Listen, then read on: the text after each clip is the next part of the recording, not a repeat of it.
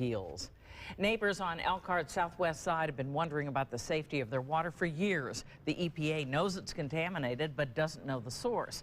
WSBT's Ernstes reports the agency's come up with a plan to protect people living there until the contamination can be cleaned up. Not too long ago, the EPA conducted tests under Valerie McAuliffe's Elkhart home. It wanted to see if there were any chemical vapors seeping up through the basement of her home. She lives within the boundaries of what the EPA calls the Lusher Street groundwater contamination site. Those vapors possibly coming from contaminated groundwater. They've been out and sunk equipment in my basement to test the air underneath the foundation, which has came back where there's not high levels. We want to be sure that this is not an issue.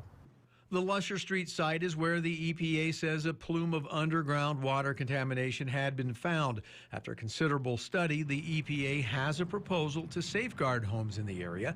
It wants to hook up 70 homes to Elkhart city water and put in vapor removal equipment in 200 others.